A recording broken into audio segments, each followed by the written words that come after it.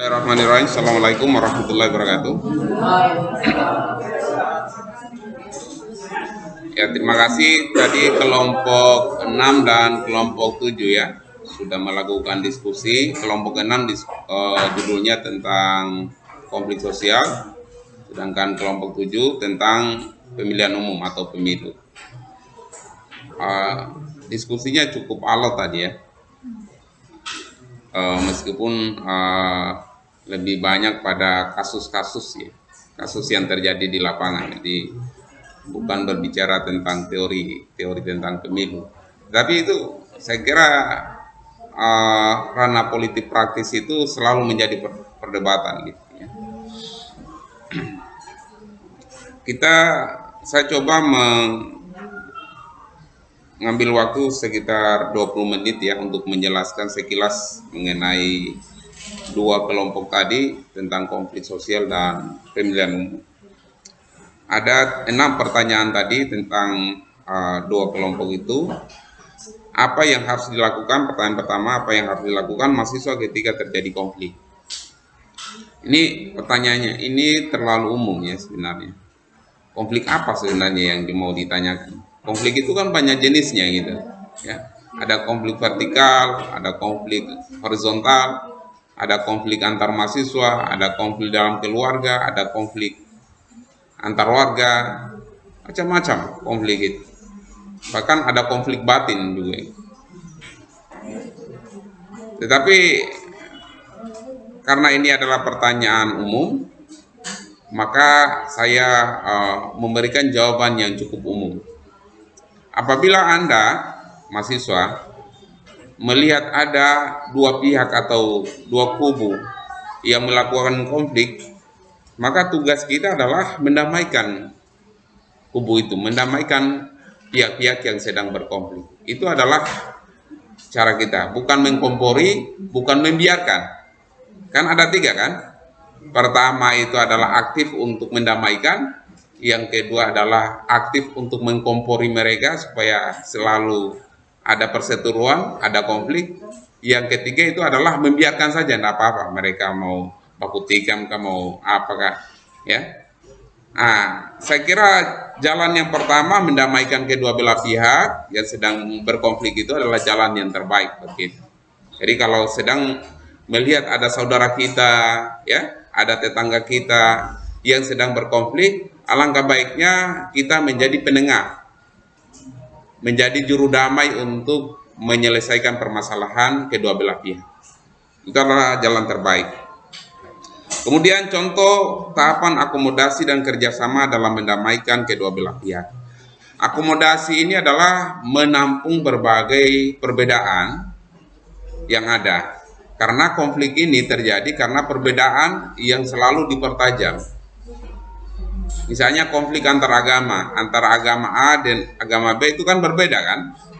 Tetapi juga punya persamaan. Perbedaannya ya dalam hal keyakinan mereka satu sama lain.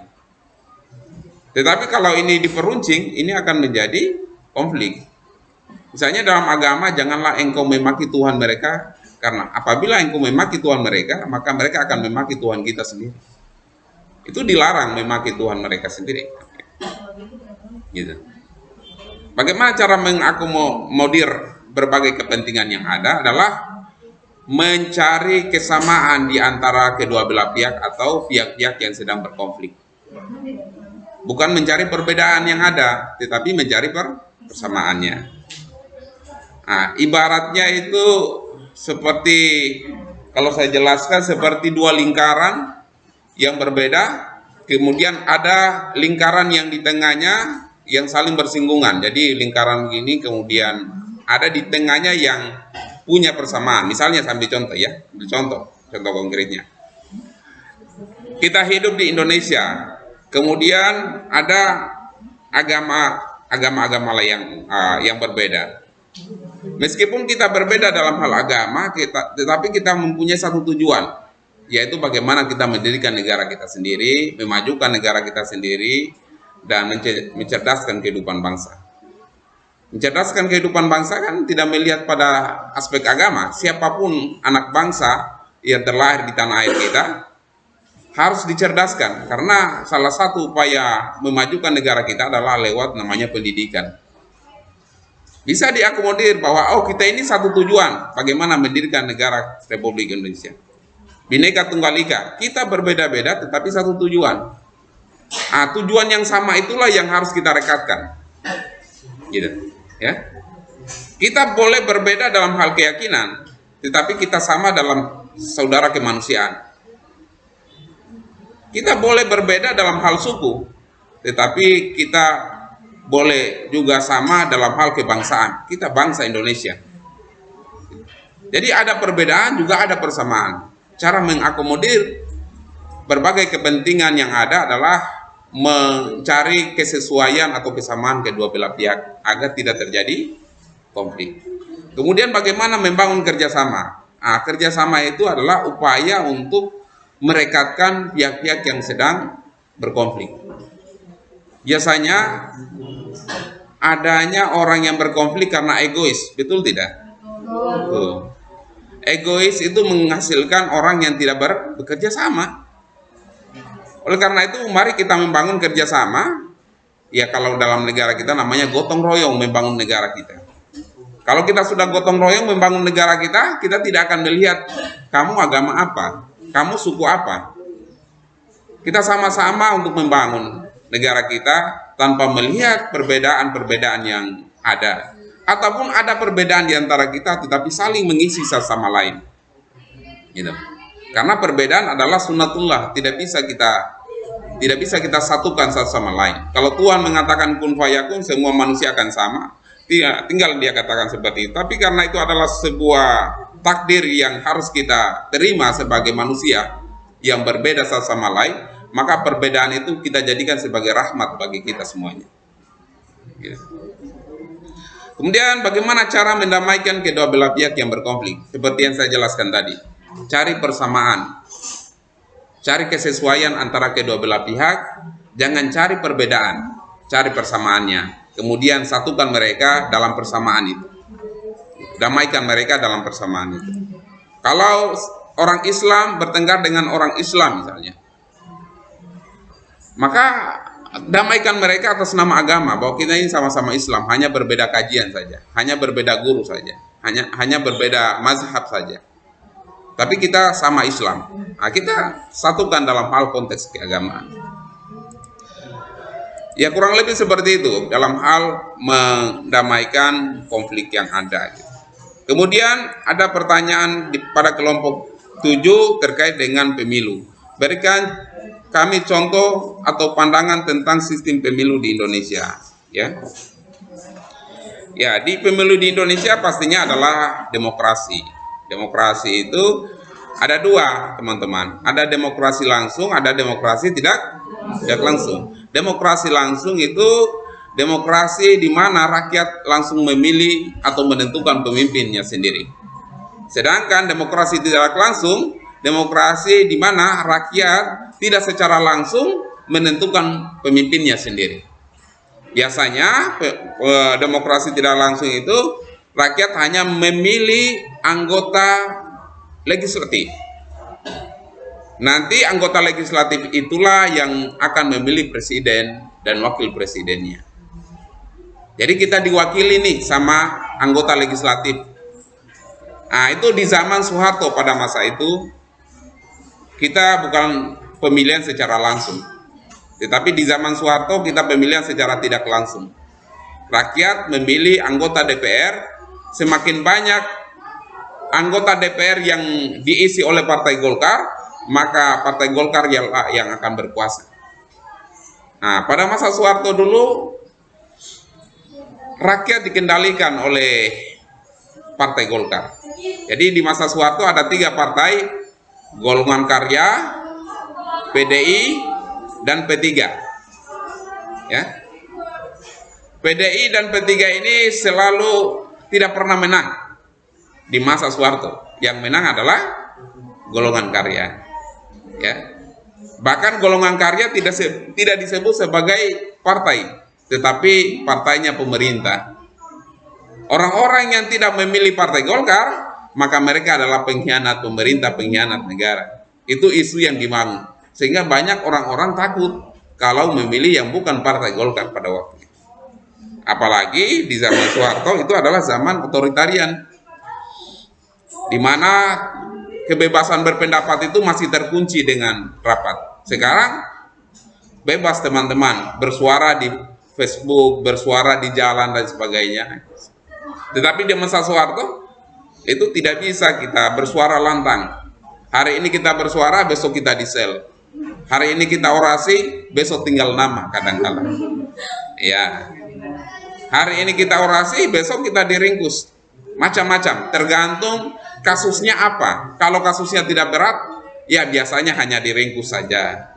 Tetapi kalau kasus-kasus berat, pelanggaran-pelanggaran HAM, setiap hari berkuar-kuar, tinggal tunggu namamu ada di batu nisan. Ya. Dan itu para aktivis banyak terbunuh pada masa Soeharto. Tetapi pelanggaran HAM itu banyak yang tidak terkuak kejadiannya, ya, penyebabnya apa, sebagainya, banyak. Sampai hari ini masalah pelanggaran HAM di masa Soeharto itu belum dipecahkan dengan baik. Ya, kalaupun belum dipecahkan dengan baik, kita serahkan kepada Yang Maha Kuasa siapa yang menjadi dalam pembunuhan itu sendiri. Ya. Sekarang teman-teman silakan berorasi. Demokrasi yang kadangkala ya kebablasan juga sih, ya. Hari ini kita pergi demo, kemudian kita caci maki orang-orang tertentu.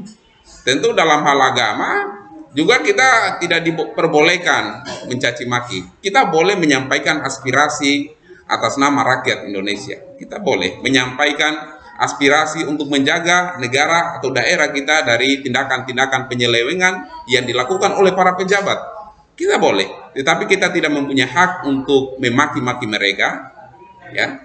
Kita tidak mempunyai hak untuk menginjak kehormatan mereka, tapi kita mempunyai hak untuk mengontrol mereka agar mereka tidak menjalankan praktek-praktek yang menyimpang dalam hal kekuasaan mereka. Kita boleh menyuarakan lawan koruptor. Ya, hari ini misalnya kita melihat ada kepala daerah yang diduga melakukan korupsi, silakan pergi demo misalnya. Tetapi alangkah baiknya membangun dulu komunikasi secara persuasif. 1-2 kali tidak terbangun dengan baik, besok ambil toa, ambil megafon, kemudian keliling sepanjang jalan, ajak masyarakat untuk melakukan tindakan represif atau tindakan perlawanan terhadap tindakan pemerintah yang melawan peraturan perundang-undangan. Tetapi kalau mereka bisa membangun komunikasi dengan baik, kenapa kita tidak membangun komunikasi? Ya, kenapa kita tidak laporkan kepada pihak kepolisian? Pak, pihak kepolisian kadangkala juga macam-macam, Pak. Tidak adil. Apalagi yang kita laporkan pejabat ini. Nah, inilah yang disebut dengan zaman di mana kita kekuasaan masih besar gitu dibanding dengan hukum, apalagi yang kita lawan adalah pemerintah, ya. Tetapi ada juga lembaga-lembaga yang independen. Kepolisian juga tidak semuanya juga buruk lah, ada yang bagus juga, ya. Dengan adanya kepolisian banyak juga kok penjahat-penjahat, ya, para narkoba, para koruptor juga bisa ditangkap. Ya.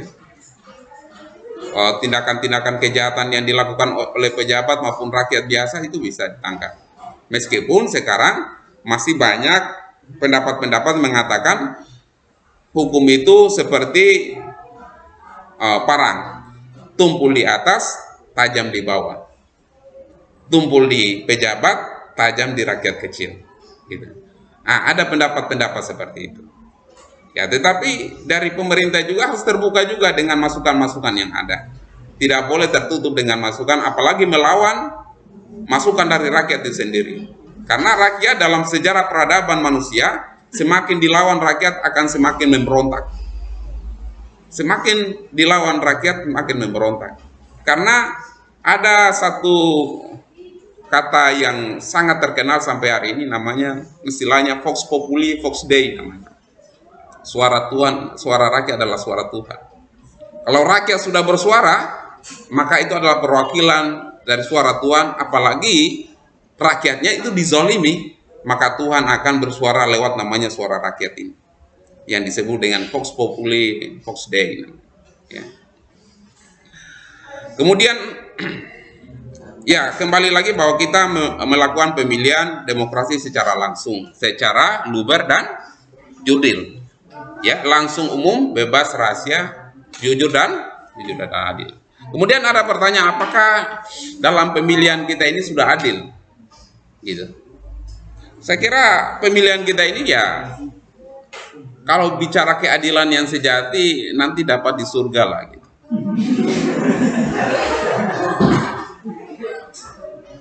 Nanti dapat. Tetapi kalau bukan di negara, tapi kalau di dunia ini, ya, mendapatkan keadilan sejati itu saya kira tidak akan kita dapatkan. Hanya memperjuangkan keadilan itu perlu kita. Apakah, kembali lagi, apakah itu sudah kita mendapatkan keadilan? Ada yang sudah merasa itu adil, ada yang merasa belum adil. Gitu. Saya katakan bahwa keadilan sejati itu di mana tidak satupun orang protes dengan namanya keputusan itu. Artinya semua manusia merasa adil, gitu. Tetapi di dunia ini ada yang mengatakan, oh itu sudah adil. Ada yang mengatakan, oh itu tidak adil. Ada yang mengatakan bahwa hukum itu tidak adil bagi rakyat kecil, ya, dan adil bagi para pejabat. Para pejabat mengatakan bahwa tidak, hukum itu sudah adil bagi kami, bagi rakyat juga sudah adil. Jadi kadangkala dua hal yang bertentangan. Tergantung pada perspektif kita masing-masing, tergantung pada cara pandang kita masing-masing. Hakim memutuskan bahwa engkau bersalah. Orang yang dinyatakan divonis bersalah itu mengatakan ini keputusan yang tidak adil, gitu. Betul tidak? Sehingga dia harus naik banding lagi ke pengadilan tinggi.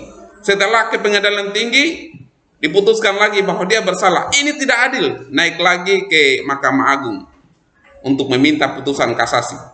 Setelah keluar putusan kasasi, dia bilang bahwa dia tetap bersalah. Dia bilang ini tidak adil. Saya akan tuntut di hadapan Tuhan yang Maha Kuasa. Gitu. Ya, seperti itulah, gitu, ya. Jadi keadilan yang sejati itu hanya kita dapatkan di surga nanti. Tetapi kalau keadilan dalam perspektif individual, dalam perspektif bagaimana keadilan itu bisa kita dapatkan secara mayoritas, ya, secara mayoritas. Karena memuaskan semua manusia itu tidak akan bisa. Nabi pun tidak bisa memuaskan semua manusia. Tidak bisa. Ada orang yang beriman, ada orang yang tidak beriman. Ada orang yang munafik, ada orang yang jujur. Padahal sudah ada nabi-nabi sebelumnya. Apalagi kita manusia biasa untuk memutuskan sesuatu yang adil dan itu merasa adil bagi seluruh orang banyak, saya kira itu sesuatu hal yang mustahil.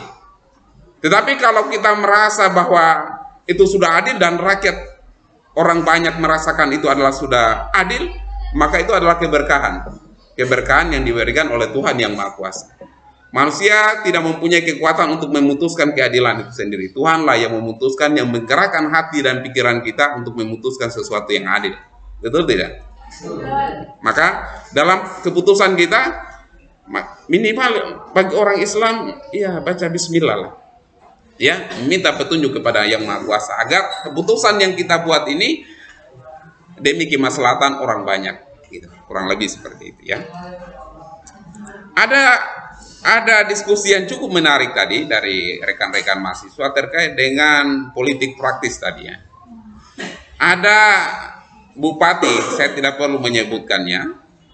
Ada bupati di salah satu daerah, sebelum dia menjadi bupati, dia sudah jual berbagai macam kampanye, janji manis, ya, dan berbagai kata-kata yang sangat menyentuh, seakan-akan berpihak kepada rakyat. Kurang lebih seperti itu, ya. Tetapi setelah dia menjabat, dia seperti melupakan janji-janji itu, ya. Jadi apa yang harus kita lakukan dan kenapa mereka terpilih, gitu.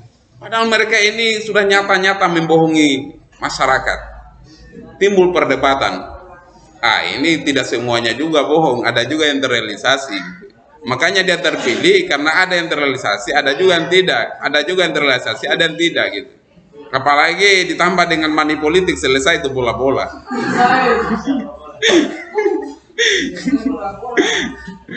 Ya, jadi gini ya. Kalau saya melihat kenapa seseorang misalnya incumbent ya, paham incumbent? Incumbent itu adalah calon yang sebenarnya masih berkuasa sebenarnya, yang incumbent lah, atau petahana misalnya. Jadi ada petahana yang duduk periode keduanya. Kemudian petahana ini kan masih pro kontra. Ada janjinya yang tidak terrealisasi, ada yang terrealisasi. Makanya terbelah. Ada yang tidak suka dia, ada yang suka dia. Kan begitu. Saya ambil secara umum dulu ya, secara umum. Cara memilih pemimpin itu ada 4, seperti yang diajarkan oleh Rasulullah SAW. Cara memilih pemimpin. Yang pertama, dia harus amanah. Amanah itu apa? Pada saat dia berjanji, dia tepati. Ya. Pada saat dia menjalankan kekuasaannya, dia menjalankan dengan baik. Amanah itu adalah orang yang bisa menjaga kepercayaan dari rakyat maupun dari Tuhan itu sendiri. Rakyat sudah memberikan kepercayaan, ini tolong jaga ini jabatan kepala daerah ini. Seperti layaknya seorang tukang parkir. Kita yang mempunyai motor, kita titipkan kepada tukang parkir. Tukang parkir itu diibaratkan sebagai kepala daerah. Sedangkan kita yang mempunyai motor adalah rakyat. Bukankah dalam dunia demokrasi kedaulatan tertinggi ada di tangan rakyat dan dijalankan berdasarkan peraturan perundang-undangan. Jadi yang punya motor ini, yang punya kekuasaan ini sebenarnya rakyat. Dan rakyat akan mencabut, rakyat akan menuntut kalau katakanlah kekuasaan itu dinodai. Begitu juga si pemilik kendaraan tadi, dia akan menuntut kepada si tukang parkir kalau kendaraannya lecet atau kendaraannya hilang, tidak dirawat atau tidak dijaga oleh tukang parkir. Jadi kepala daerah itu layaknya tukang parkir yang siap melayani orang-orang yang sejatinya mempunyai kekuasaan gitu, yaitu adalah rakyat itu sendiri. Pada saat dia berkuasa kemudian dia hianati, ada janjinya yang tidak terrealisasi, maka dia layak untuk tidak dipilih. Layak untuk tidak dipilih karena tidak amanah. Ya. Tetapi ada indikator yang lainnya juga. Yang kedua adalah dia adalah tablik. Ya, tablik itu adalah selalu menyampaikan kebenaran. Selalu menyampaikan namanya kebaikan. Kalau orang-orang yang menyampaikan kebaikan itu, saya yakin hatinya juga baik, betul tidak? Perilakunya baik. Kalau dia selalu menyampaikan kebaikan, pemimpin itu selalu menyampaikan kebaikan, kemudian tindakannya itu baik kepada rakyat, maka layak kita mengikuti perintah yang dianjurkan oleh para pemimpin kita. Kalau dalam agama katakan taatilah Allah, atiullah, atiur Rasul, wa ulul amri minkum. Taatilah Allah, taatilah Rasul dan pemimpin bagi kalian. Pemimpin itu bisa kita taati kalau mereka menyampaikan kebenaran, menyampaikan kebaikan. Tetapi kalau menyampaikan kemaksiatan, menyampaikan kebobrokan, menyampaikan sesuatu yang buruk, maka tidak layak dan tidak wajib untuk kita taati. Itu dalam agama kita. Sedangkan perintah Tuhan dan perintah Nabi kita itu wajib ditaati kecuali pemimpin yang adil untuk kita taati. Ya, yang baik. Itu tabligh. Yang ketiga adalah sidik. Sidik itu adalah orang yang jujur. Ya. Pemimpin sekarang ini banyak yang tidak jujur ini. Kita pilih A, tidak jujur. Kemudian kita ganti lagi kapten kapal, tidak jujur lagi. Ganti lagi kapten kapal, tidak jujur lagi. Jadi kapan Pak baru kita mendapatkan pemimpin yang jujur? Sementara mereka dalam sebuah sistem kebanyakan mereka berbohong. Laporan pertanggungjawaban, laporan proyek, laporan program A, program B, banyakkan tidak jujurnya. Laporannya banyakkan bohong Pak. Maka sebaik-baiknya kita menjadi pemilih adalah carilah pemimpin yang dimana calonnya itu adalah yang terbaik di antara yang baik. Kalau ada yang baik di antara yang buruk, cari yang baik di antara yang buruk. Kalau ada yang buruk di antara yang paling buruk, carilah yang buruk di antara yang paling buruk. Jangan kita menjadi pemilih yang pasif atau tidak menggunakan hak suara kita sendiri. Kalau kita tidak menggunakan hak suara kita sendiri, sama saja kita melihat perampok, kita biarkan saja. Betul tidak? Tetapi kalau kita menggunakan suara kita sendiri, mungkin ikhtiar itulah yang bisa lebih dan besarnya itu bisa melakukan perubahan. Besar dan kecilnya itu bisa melakukan perubahan. Ya tipsnya seperti tadi, misalnya Anda melihat ada yang paling terbaik di antara yang baik, cari yang terbaik.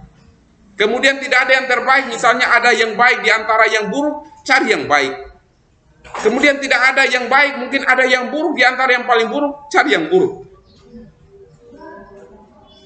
Kurang lebih seperti itu kita menjadi pemilih yang bijak. Ya, jangan kita menjadi orang yang galau. Galau itu artinya tidak menentukan pilihannya. Orang yang tidak menentukan pilihannya itu sama saja orang yang dimana melihat penjahat, melihat perampok, melihat para pendusta yang mau ingin memegang kekuasaan. Bagaimana kalau orang-orang perampok memegang kekuasaan hanya karena kita tidak menggunakan hak suara kita? Maka itu adalah dosa kita juga sebenarnya, karena membiarkan mereka untuk berkuasa. Kan begitu kan? Gitu. Carilah kebaikan di antara keburukan yang mereka miliki. Semakin banyak kebaikan mereka, mungkin ada keburukan. Tetapi banyak kebaikan mereka, maka lihatlah kebaikan mereka. Gitu. Kurang lebih seperti itu ya. Ya, karena ini adalah diskusi yang cukup alot, saya hanya bisa menyimpulkan bahwa pertama, konflik itu terjadi karena perbedaan yang diperuncing, bukan karena persamaan. Kalau kita menciptakan persamaan, maka menciptakan kedamaian. Atau sebaliknya, kalau kita menciptakan kedamaian, maka carilah persamaan di antara kita. Pemilu itu akan berjalan dengan baik jikalau kita menjalankan dengan prinsip jujur dan adil, jurdil, luber, langsung, umum, bebas, dan rahasia. Kita langsung tanpa perwakilan. Ya, umum itu dilakukan oleh semua orang yang sudah memenuhi syarat. Bebas, ya silakan bebas kalian memilih. Tidak ada intervensi, tidak ada tekanan. Ya. Kemudian apa? Luber. Langsung, umum, bebas, rahasia. Ya. Rahasia itu artinya pilihan Anda tidak boleh ditahu oleh orang lain. Tidak boleh, gitu. Kalau ditahu, berarti Anda menjadi salah satu juru kampanye, gitu ya. Oh, pilihlah dia, karena saya memilih juga dia. Tapi setiap orang punya hak untuk merahasiakan pilihannya, ya. Kemudian kita harus jujur, menjadi pemilih yang jujur. Kemudian kita harus menjadi pemilih yang adil, gitu. Dengan memilih yang 4 kriteria tadi, orang yang amanah, kemudian orang yang tablik, orang yang sidik. Yang keempat itu adalah orang yang fatona, orang yang cerdas. Pemimpin itu harus cerdas, jangan bodoh, jangan ongol-ongol, jangan pelin-pelan, harus cerdas. Cerdas dalam memutuskan, cerdas dalam membaca kondisi yang ada, cerdas dalam menyelesaikan permasalahan di daerah. Harus, gitu. Makanya salah satu orang yang cerdas itu adalah cara menyampaikan argumentasinya. Tadi ada visi misi, tadi menyinggung visi misi. Kalau visi misinya bagus, saya kira boleh lah, ya. Tetapi kan indikatornya bukan hanya visi misi kan, ada track recordnya, ada perjalanan hidupnya. Dia ini pernah punya prestasi atau tidak? Dia ini punya eh, pernah memegang jabatan dan dia berhasil atau tidak, dia ini pernah berbuat jahat atau tidak, itu harus kita lihat masa lalunya, lihat ya. Mungkin masa lalunya pernah jadi penjahat, kemudian dia menjadi orang yang baik. Saya kira itu adalah namanya mantan penjahat, ya. Daripada mantan ustaz, lebih mantan penjahat, ya. Artinya daripada dia mantan guru, ya, mantan guru yang baik, lebih baik dia menjadi mantan murid yang jelek. Pernah dulu dia menjadi murid yang buruk perilakunya, tetapi dia berubah menjadi murid yang baik atau menjadi guru yang baik. Jangan menjadi guru yang jelek di masa lalunya, atau guru yang jelek di masa guru yang baik di masa lalunya, kemudian menjadi guru yang jelek di masa depannya. Saya kira. Ya. Saya kira mungkin seperti itu. Saya tutup dengan ucapan billahi taufiq wal hidayah. Assalamualaikum warahmatullahi wabarakatuh.